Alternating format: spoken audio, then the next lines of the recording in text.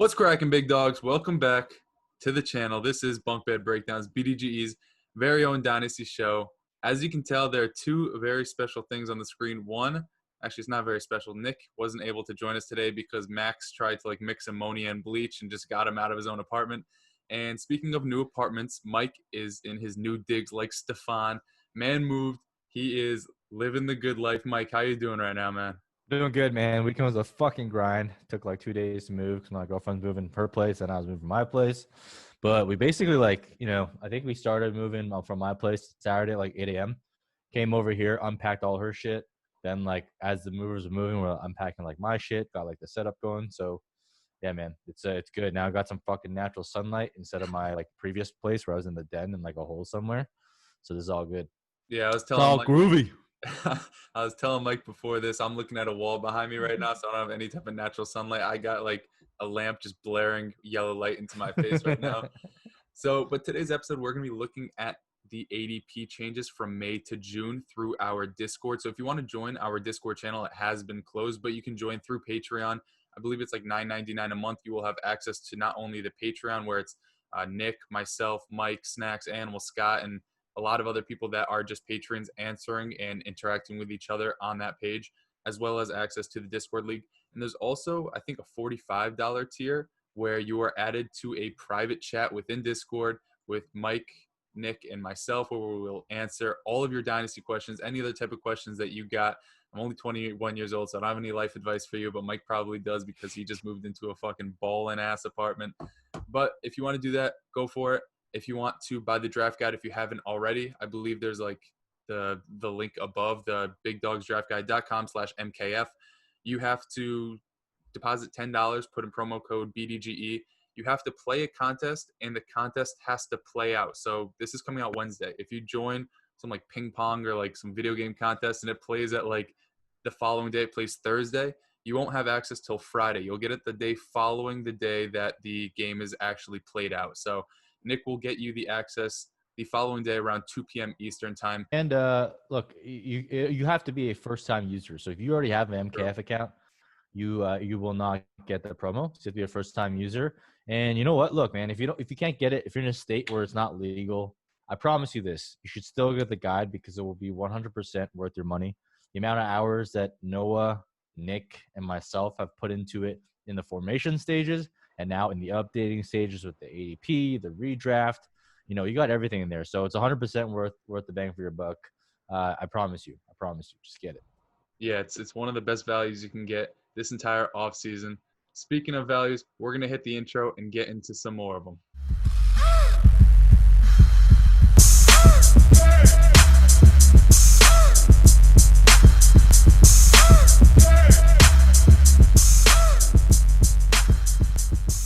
All right, so this month, today, we got the June ADP, and it's pretty exciting stuff. Noah and I put in a lot of time behind the scenes, just literally pulling league IDs, pulling sleeper APIs, and pulling drafts, and compiling it together and putting together some Excel wizardry so you can have it in a nice, sexy format on the site. And this month's ADP is even sexier than last month's ADP. I can tell you this because we have more samples. So this month's ADP is created from 45 paid leagues. So again, what do you want? Paid leagues or 6 mock drafts from the same people? Who gives a fuck? Nobody cares, right? So you want the paid ADP. Secondly, we got 4 different scoring formats. So last month, we only had half PPR, tight end premium, non-tight end premium. This month, we have enough sample to actually go into PPR premium and PPR non-tight end premium. So you have all 4 of those views for you. Honestly, shouldn't be massive differences, but still insightful nonetheless. Today, we're going to run through some of the biggest movers on that list.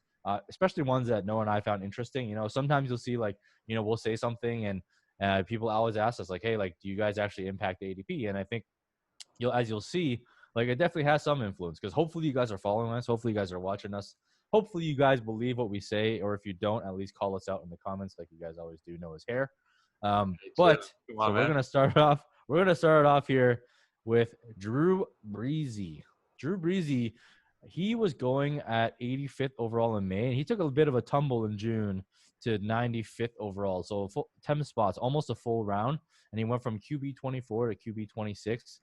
There really hasn't been much to actually warrant that, I guess, other than the fact that he backpedaled his racism quite a bit. I But put Drew Brees and Jameis Winston kind of together because yeah, Jameis Winston went up 17 spots, and you just hit the nail on the head. I think that having a Twitter and just like being in the know is so important for Dynasty because it seems like Dynasty is kind of like a niche type of league still.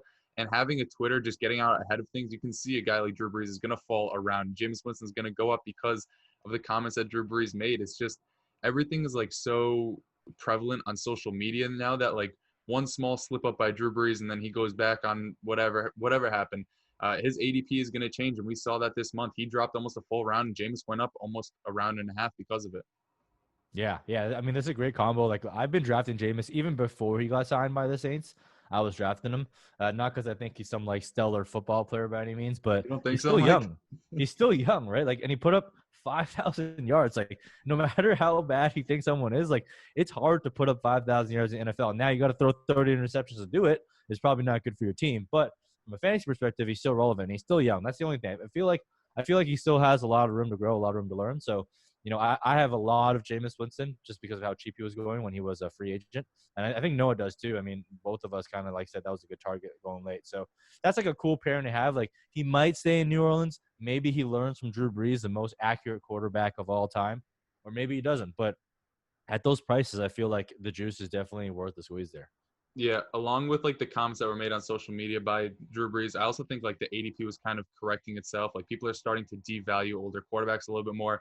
And a guy like Jameis Winston, like we just saw Cam Newton, who we didn't really expect to get a starting job because it took so long for him to get that job in New England that we were starting to lose faith.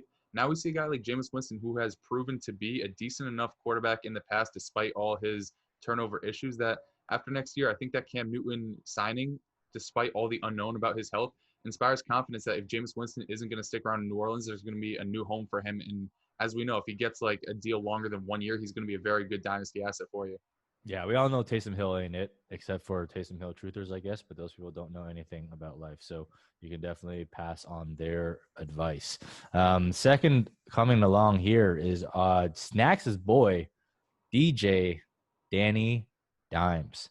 So he was going in May at 54. So in the back half of that fifth round, in the middle of the fifth round. And he is now basically course corrected. He's jumped up 9 spots, almost a full round to pick 45. He went from QB 15 to QB 12, which is actually where I had him. I mean, in your traditional leagues, I think, he kind of offers that rushing floor. He's kind of like Winston, right? He's the new Winston, except instead of throwing picks, he just fumbles the ball every time you touch him. And, I think that's something that definitely can be fixed. And, I saw a little bit of a film cut up by my boy Jay Moyer on Twitter. And he basically said, like, Daniel Jones has a real blind side. And when you look at the clips, it's just like guys attacking from the blind side. And he has, like, no spatial awareness of, like, anything that's coming. Like, I feel like maybe they just got to glue a fucking camera to the back of his head and put, like, a little visor thing in front so he knows that people are coming, because this dude does not fucking know anything about when people are attacking. But he's young. The Giants have definitely improved their O-line. They've invested. Snacks is big on the new O-line investment. But Snacks is big on everything Giants, so he's a little bit biased. But I do think that they made the improvements there. He has a lot of weapons. He's got Evan Ingram. He's got Sterling Shepard. He's got Darius Slayton. And he's got Golden Tate. And he's got Saquon Barkley. So not elite wide receivers, but a ton of passable, competent wide receivers to catch passes from. So those points will accumulate. So I do like him a lot. Yeah, I like where he's going right now, quarterback 12. But as you said, he does have a lot of weapons, which is good. But it's also a little bit concerning to me because what if he does exactly what he did last year, right? Turn over the ball 25 times despite having all these weapons. Not to say I think going to his third year, he's going to be replaced. But I don't think he's going to have as long of a leash as we may think because he is surrounded by all these dynamic playmakers like an Evan Ingram, like a Sterling Shepard isn't dynamic at all, but like a Saquon Barkley. Whoa, shut the fuck up with the Sterling Shepard slander. I will not accept it on this channel. He bumps his head one more time, he's not going to be playing anymore. But Yeah. like they did invest a lot in this offense, and if he doesn't live up to the hype, not that I think he's going to be replaced, but it could be like a Josh Allen situation where people are starting to worry if he's really the answer for the future. But I think for now he's a safe enough option for you to get at least 2 more years of fantasy production out of him. And as the quarterback 12, that's all you can ask for because people are drafting like Aaron fucking Rodgers in that range, and he isn't even good for fantasy anymore. Yeah. Dude, you brought up a really good point, though. And something I really want to cover is like, for the longest time ever, all these like sheep were like in the back of the head, like you gotta draft quarterback because like longevity. You gotta draft quarterback because longevity. I think the game is changing. Like these young quarterbacks are not going to have the same leash that the older guys have. Like there's talent coming in every single year, right? This year we had Joe Burrow and Tua Tagovailoa and what's his name, Justin Herbert. Next year we're gonna have Justin Fields. We're gonna have Trevor Lawrence. Trey Lance is up and coming. The year after that we got Sam Howell, Keaton Slovis, like. And those are just the guys we know of, right? Like every year, people emerge on nowhere. You get like the Joe Burrows, the Baker Mayfields, the Kyler Murrays. So like I feel like, as much as running back is replaceable, not to say quarterback is replaceable because it's still a really hard position to play, but like the years of like having a quarterback for like 10, 15 years and having that security, I think that's a freaking fugazi or fugazi, whatever you want to call it. Because like I think that longevity argument between running back and quarterback is really going to go away. Like Daniel Jones, I agree with you. If he doesn't change up, like we saw with James Winston, right? We saw with Marcus Mariota. Like these are young guys, and we are at that point with like guys like Derek Carr, right? Andy Dalton lost his job. Like these are all guys that still had many years left of capable play, and their organization was like, fuck it, like we're going with someone younger because it's a younger model. So that's something to keep in the back of your mind as well. Sometimes it's like not always about age. You have to consider, is this guy actually doing well for his real life team? Because as you said, Daniel Jones and James Winston are really good for fantasy, but if they're not doing anything for their team in real life, they're not going to want to pay the guy the money that they want just because they're putting up numbers. They want to win games at the end of the day. And if they can't do that, then simply being young isn't always going to be the best option for your team. Yep, exactly. Moving on is a name that you guys should be familiar with. It's Latavius Murray. We talked about him in terms of one of the best values, and it's happy and it's heartwarming to myself to see him rise in the ADP. He jumped up 17 spots from 198 to 181, from RB 63, which is straight up disrespectful, to RB 56, which is still pretty disrespectful, but somewhat better than before. We talked about this before, so I won't want to cover it too much, but the upside is there. Like if Alvin Kamara goes down, especially with COVID going on, and you never know, people are going to be out. He steps into that lead role. He gets the goal line work. He gets a couple of targets here and there. And yeah, he's a Jag, but he's a Jag with one of the best O-line and highest scoring offenses in the league. So the upside is there for you to invest in Latavius Murray. I'm pretty tilted that someone sniped them from us in the BBB listener league. Yeah, there's really like in that range, 181 overall, there aren't many guys that even if things break right, you're going to see them as a week winner or a league winner. If Alvin Kamara, God forbid, goes down in like week 12 and you have Latavius Murray stashed on your bench because he's not somebody you're going to be able to pick up in dynasty leagues, he's legitimately going to win you your league because he plays in the fucking NFC South. They don't play defense. And when he was playing last year, this might be completely false, but I'm pretty sure he had a game with like 11 targets. I'm going to look that up afterwards, but like you're looking it up now. He was doing extremely well. I know he played the Chicago Bears, and they weren't allowing anything. And then he ran through their faces, and then the rest of the season, the Chicago Bears were kind of decimated because Latavius Murray, the backup running back there, just absolutely destroyed them when nobody thought he was anything more than a plotter that runs like a 4-3 somehow. But, he had 12 targets against Arizona for 9 catches and 55 yards. Quintessential Jag numbers, but they will get you the goddamn points. When Drew Brees is throwing the ball, you're going to catch him for like 4 yards a pop, and that's all you need. I mean, that's right there. That's like 8 fantasy points. So you can take that to the bank any day of the week as the RB 50 picked off the board. I mean, he went back-to-back those weeks. So in first against Chicago, the one you're talking about, 27 carries, 120 yards, 2 TDs, 6 targets, 5 catches, 31 yards. Next game, 21 carries, 100 yards, 1 TD, 12 targets, 9 catches, 55 yards, and another touchdown. So he is 100% locked in that workhorse role if Alvin Kamara goes down. And those are the upside guys you want to go for. If you do want to go 0 RB, even if you don't, literally just pick him up. He's freaking free. Do it. I traded for him in the Filet the Public League just to have him as like a potential upside guy if he hits. And if he hits, like Noah said, in week 12, if Alvin Kamara goes down, like God forbid he gets freaking COVID, and you're in the championship week, and you slot in Latavius Murray, and he's playing against some like Bumville run defense, he's going to win you the championship.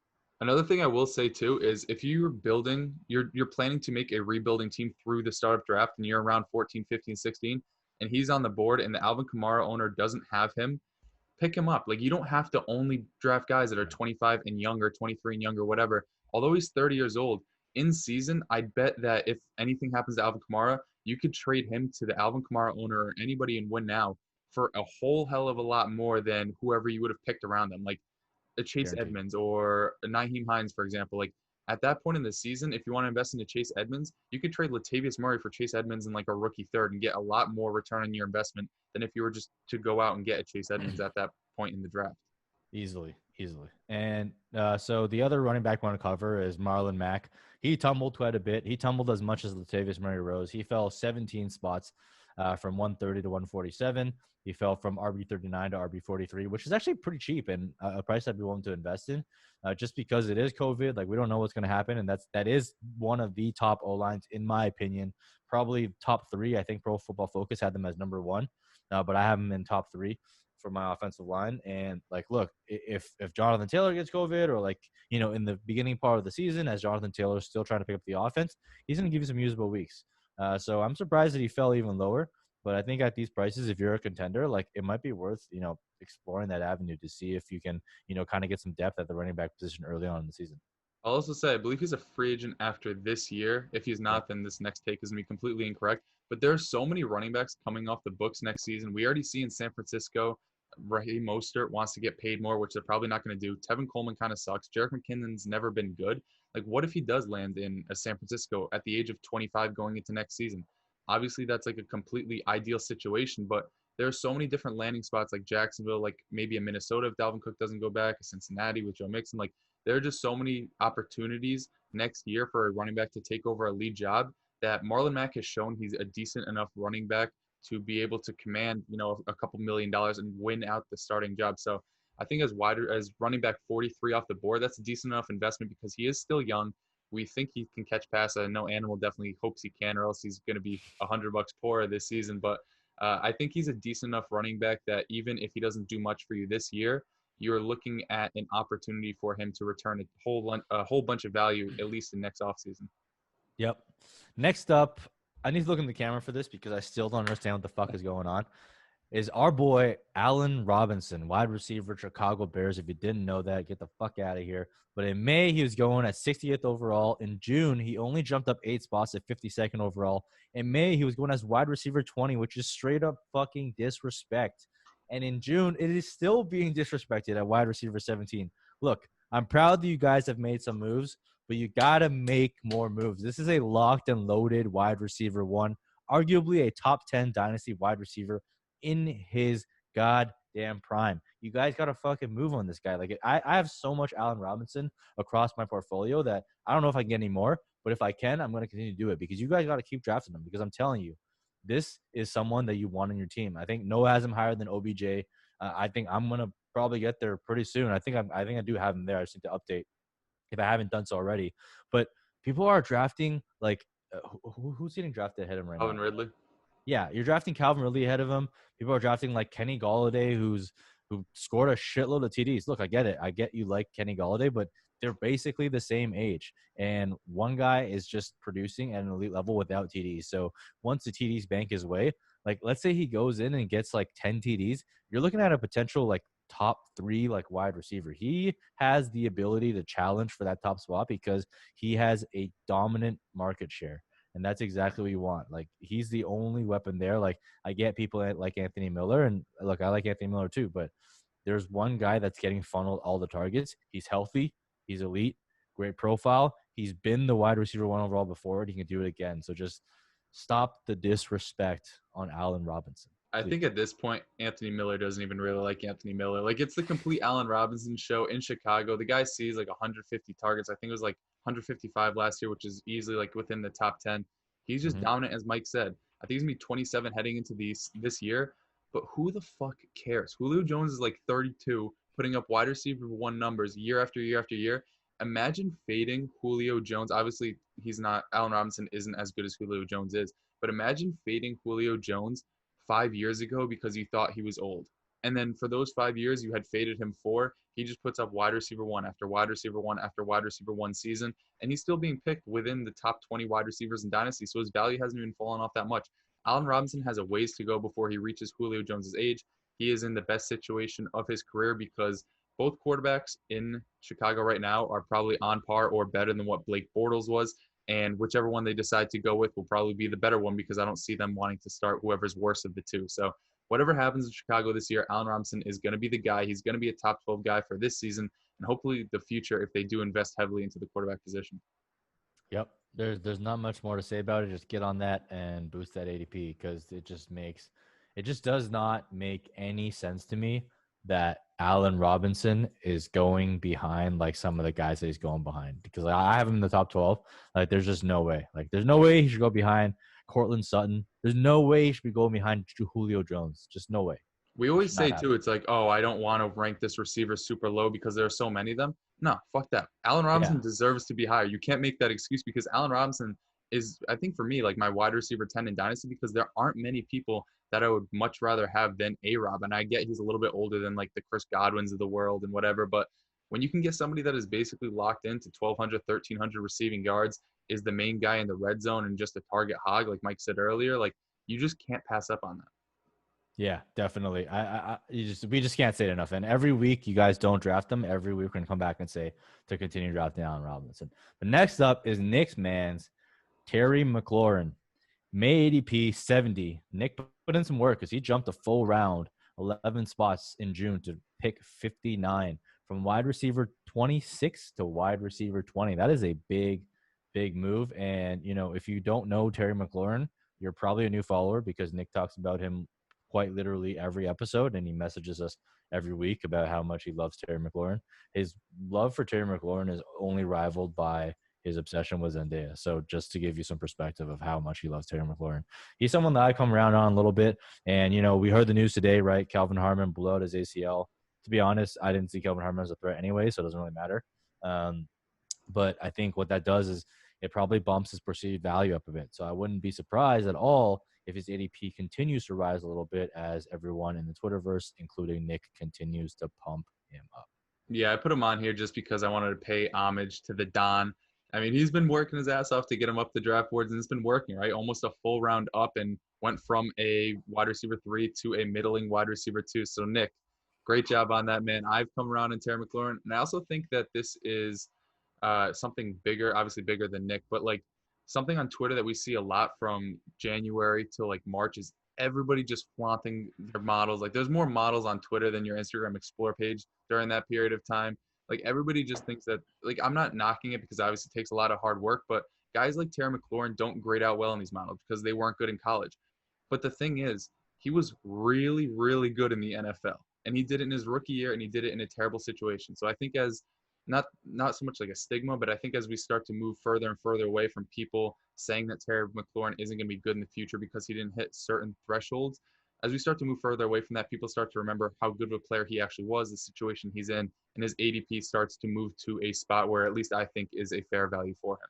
Yeah, and then the other thing I'll add on that is we mentioned this a little bit last episode, but teams that pass for less than 500 attempts usually average up next year on average by 60 or so attempts, I think. And Washington was one of the people that made that, or one of the teams that made the list. So I do expect a bump in pass volume there. And another year with Dwayne Haskins, a new coaching scheme. I imagine they're going to install something similar where it's like a lot of like short and underneath stuff.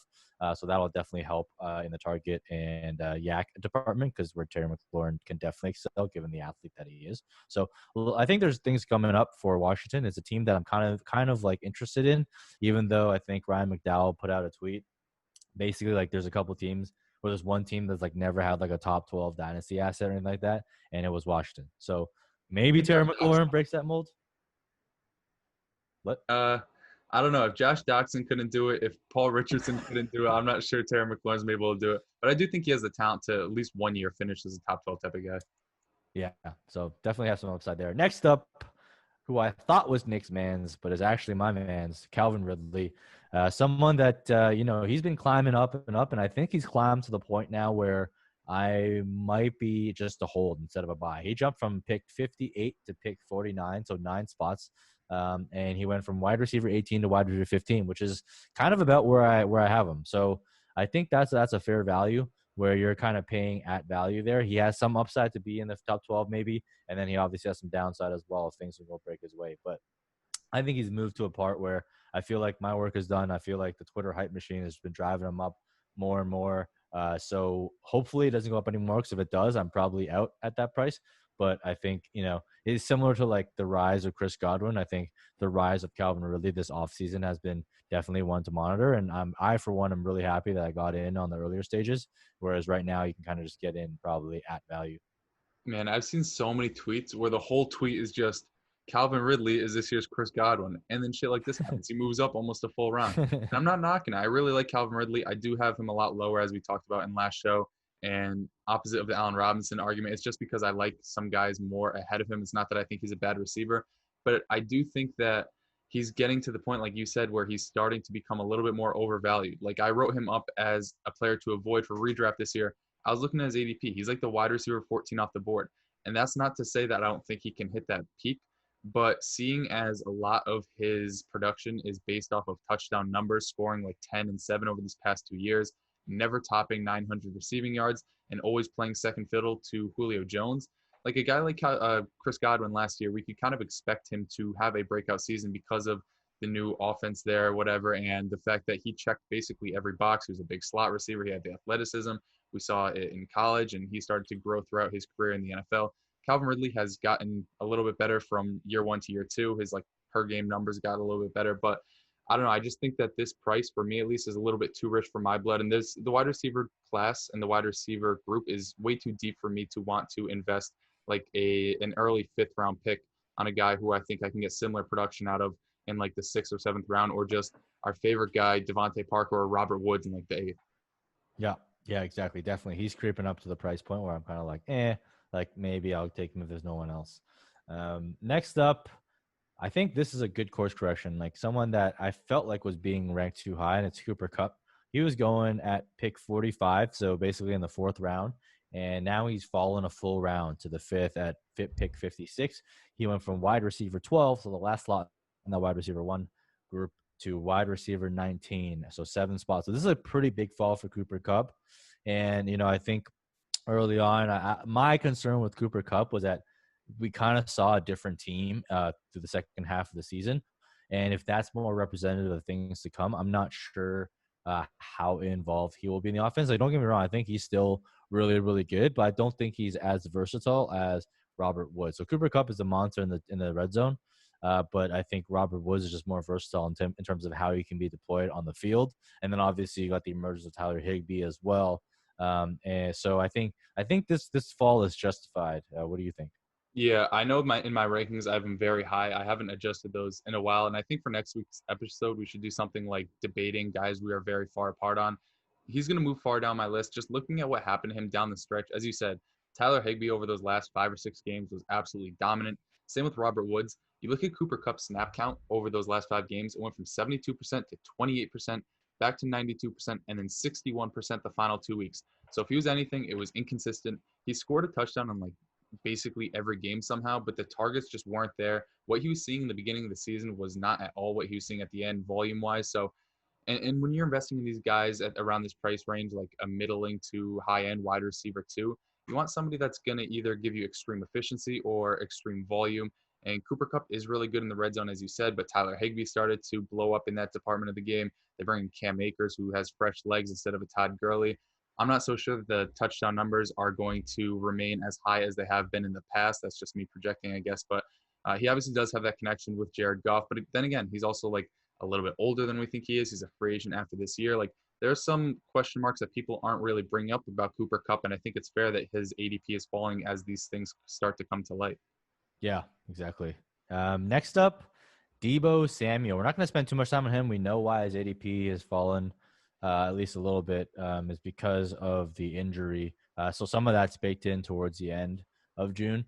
But also, I just think like people are becoming smarter, right? Like that offense is just not really primed to pass for a lot. And no matter what, like nobody's really going to overtake George Kittle as a top dog there. So Deebo, someone where like I feel like he's pretty good. He's pretty versatile, especially for his run after the catch.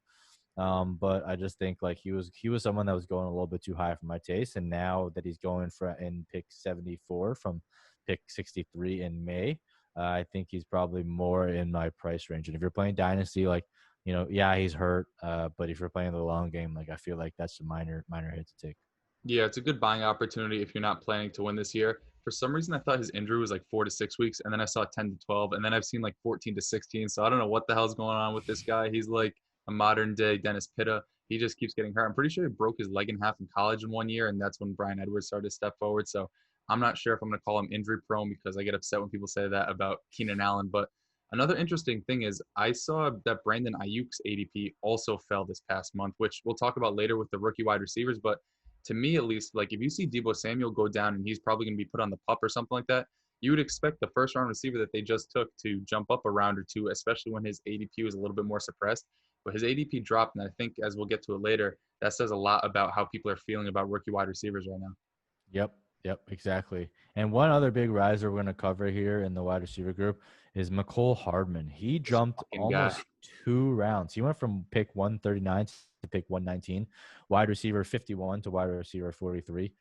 So if you look at his positional ranking, you can say like, oh yeah, that like makes some sense. You know, I'd be willing to take a shot at that price. But I think just jumping 2 full rounds is a little bit too rich for my blood. And I get it. Like, you know, he was incredibly efficient. The guy's blazing speed. And you know what? Arguably, probably a good football player for, you know, from my perspective, like he definitely exceeded my expectations.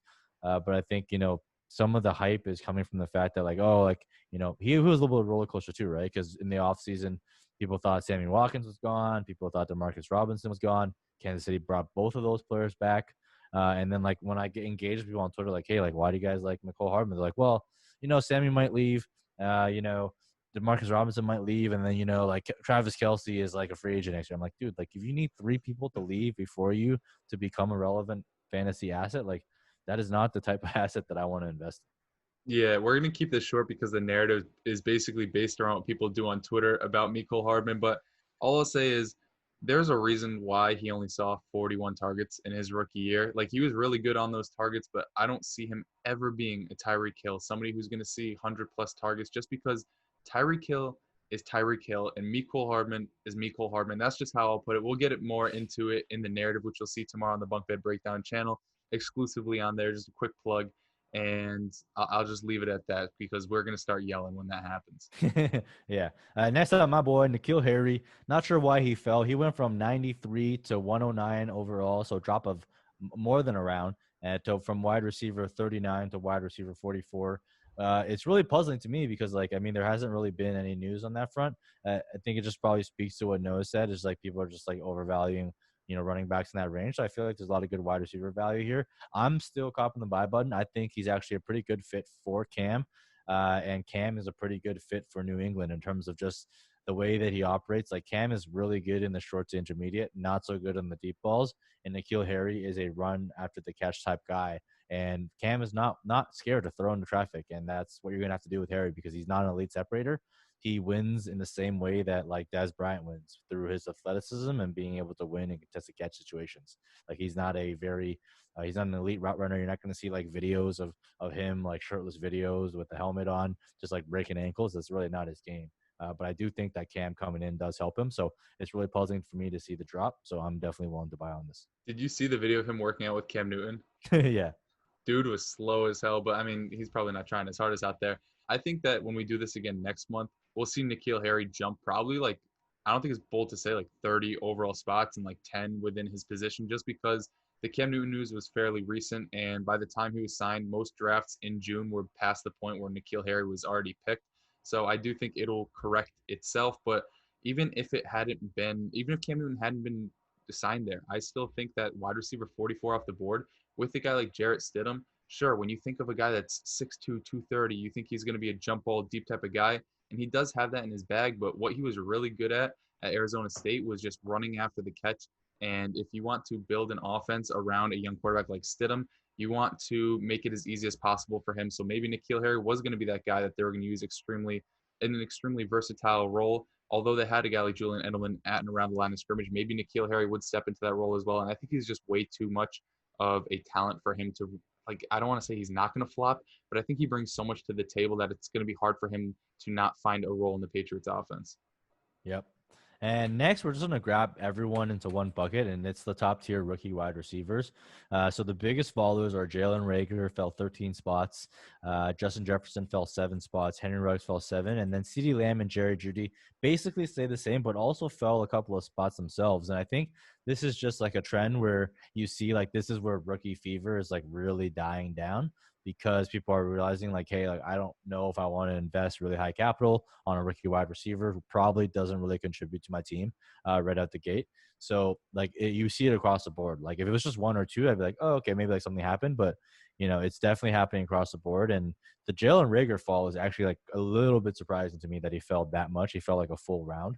So I'm kind of keen to like explore potentially trying to get more of him on my teams, because I think if anything, his situation improved. Like obviously Deshaun Jackson tweeted some ignorant shit. Like my only like the only explanation I can come up with for guys like Deshaun Jackson and Steven Jackson tweeting the stuff about like Hitler and the anti-Semitic stuff is that they don't really know like the history of Hitler. Like they must not know like what he did, right? That's the only logical explanation that I could have for someone tweeting some stupid shit like Man, I just Twitter's that. Twitter's Twitter, man. Twitter fucking stinks. I didn't even see what Deshaun Jackson tweeted, but I just saw like the repercussions of it, and like the fact that the owner of the Philadelphia Eagles was like releasing a film on the Holocaust like a day later. It's perfect timing. I just don't understand it. But as you said, like Jalen Reagor, I don't understand the drop either, because I feel like he's in a perfect situation. I think you could argue of all the rookie wide receiver landing spots, him in Philadelphia was probably the best match. And prior to June, right, his May ADP as the wide receiver 23 off the board. Sure, it's a bit lofty because you don't want to put that much faith in a rookie wide receiver, but I don't think it was lofty enough for him to fall over a round, going from like round 6 to 7, because of the lack of hype as you start to move further and further away from the draft. He's obviously a guy I stand for, but as we look at Justin Jefferson, Henry Ruggs, the other two guys you mentioned, even like a guy like Brandon Ayuk, they all fell, which leads me to believe that if you want to buy a wide receiver, do it right now. And if you want to invest in a wide receiver, don't do it during your startup draft in May, because that is when the hype is at its peak. Definitely. So next up, we're going to move into tight ends, and we'll probably talk a lot about the next guy, our boy Darren Waller. So he jumped to more than a full round. He went from pick 88 to pick 72. And I think that's just warranted. Like he didn't actually jump any spots in terms of tight end. He's still the tight end 6 in June, which is the same as May. But what that says is people are probably more appropriately valuing the tight end position in the tight end premium format. We talked about this before with Kittle and some of the other guys. It just feels like people weren't really valuing the tight end position in a tight end premium, especially the guys that are more target hogs. So I'm happy to see this because I've already invested in a lot of Darren Waller, and I'm done my startup drafts. But for those of you moving forward, he's kind of like bumped up a little bit in value, so you have to pay a little bit of a premium for him. Yeah, I know a few weeks back we did an episode and I was looking at Darren Waller's ADP. I'm like, man, this guy's going in like round 8. That's ridiculous in a tight end premium league. And I think Mike hit the nail on the head. As we look at the next 4 names too, Jared Cook, Eric Ebron, Chris Herndon, even Jack Doyle. They went up 29, 26, 27, and 15 overall spots respectively. And none of these are really elite guys. I guess Jared Cook last year was pretty good for fantasy, but he's not a target hog in any sense of the word. But I think people are starting to realize that when you're in round like 15 plus, most of those guys are dart throws. So why not invest in a guy like Jared Cook, who's probably going to finish top 12 at the position, or Eric Ebron, who's still fairly young on a team without a solidified tight end option. Chris Herndon, same type of thing. Jack Doyle. I mean, they really don't have much in Indianapolis aside from T.Y. Hilton and the newly acquired Michael Pittman. So why not throw a 17th, 18th round pick on the guy? So I think that just seeing the trend of all these tight ends jump up the board, no matter if they're elite like a Darren Waller or middle of the pack like a Doyle or Herndon, just shows me that, because a lot of people in our Discord are doing multiple drafts. I think it just shows like experience coming into play, that people are starting to realize that tight ends probably shouldn't fall this far in a setting where they get an extra half point on top of their previous like standard, the half point PPR. They get a full point PPR. Yep. And so that wraps up the biggest. Oh shit! Almost out there. That wraps up the biggest. Still breaking that chair in, Mike. we just want to introduce a couple of newcomers, so people that basically weren't cracking the top 250 before, and they have finally done so this month. First up is Steven Sims. So that's an interesting name because everyone on Twitter is talking about him, and all people are pulling up the receipts from like 3 months ago. Like, see, I said Steven Sims was really good. Are you guys drafted him yet? Like, look, I get it. Steven Sims is interesting. Like I said, the Washington offense is interesting, but I don't think the news of Calvin Harmon or anything like that really changes it. Because like if you like Steven Sims before, you should still like him now. If you didn't like him before, you probably still should not like him now. But I think it's interesting that he's making an appearance. I have him on a couple teams. He's a nice little dart throw. He's got a breakout age, but he's really tiny. Kind of that slot type receiver. So we'll see how he kind of progresses going in the season. But he still has to compete with Antonio Gandy-Golden, who was a much bigger body receiver. We got Randall Cobb, Greg Ward. He's on the Texans. When I saw HOU, I literally said to myself, who? Because, like, who the hell is Randall Cobb anymore? I forgot that a team actually wanted to pay him. Man, that team is just filled with, like, injury-prone guys that are 5'10" and under. Like, they go to a club and they're not pulling anybody. So, I mean, that's just a team I kind of want to stay away from. I don't know why he snuck into anything. Yeah, same. Neither do I. We got Greg Ward. So, he might get some playing time again now that Djax went off the rails. And Alshon Jeffrey, we know, is never freaking healthy. He kind of was a savior back. And when I say savior, I mean like someone that could actually just catch any pass because Philadelphia had no one every week. Yeah. Yeah, so these guys are making the names look. Nothing to get excited about. They're hitting like the 220s, the 240s. So just like total freaking dart throws. But the last guy is Jared McKinnon. So obviously he's becoming a little bit more relevant because, San Francisco restructured his contract to keep him around. The dude has not stepped on a football field in the regular season game in a couple of years. So I would not hold out your hopes too highly, especially those people that are still tweeting about his athletic profile from Player Profiler. Give it up because this dude has lost both of his knees. So if that athletic profile, I'm willing to bet money that the 99th percentile spark athlete is no longer the Jerick McKinnon we know today. But you know what? At pick 247, it's a dart I've been throwing every once in a while just in case because you know what? Kyle Shanahan creates magic with running backs. So if he gets that third down roll, he could be somewhat useful in fantasy, but not someone I'd count on.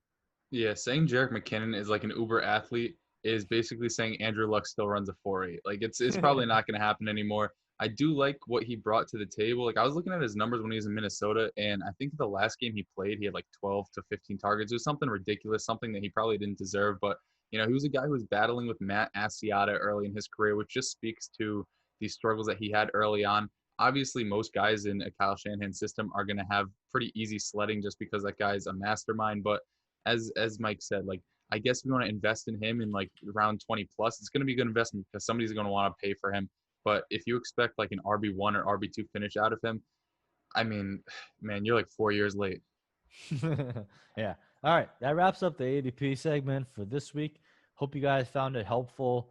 Again, just make sure you cop the draft guide. I'm telling you, for the ADP alone, it'll be worth it for you, especially if you're in the Discord. Join up as a Patreon. You'll get access to all our leagues. Noah's literally putting up like 10 leagues a day. That's probably an exaggeration, but he's putting up a bunch of leagues. Slow down a little bit, but we're still filling. Every single week, and they're filling like crazy, and people are playing, people are drafting, something to take your mind off all this COVID bullshit. So, look, you guys keep filling the leagues, and we will keep creating ADP data for you to be informed. Because, like I said, this is the best goddamn ADP on the market. So make sure y'all get it. Get on that Patreon. Follow us on Nick's channel at BDGE. Make sure you hop over and follow Bunk Bed Breakdowns. We are our separate channel now, so that'll be a big help to us. And also, like, if you comment there, 100% chance you're gonna get a comment back from me and Noah because we have less followers. So that'll be one of the bonuses you guys can have. Help us out on there. Really appreciate it, and hope you enjoyed. See you next week. See you guys. Peace.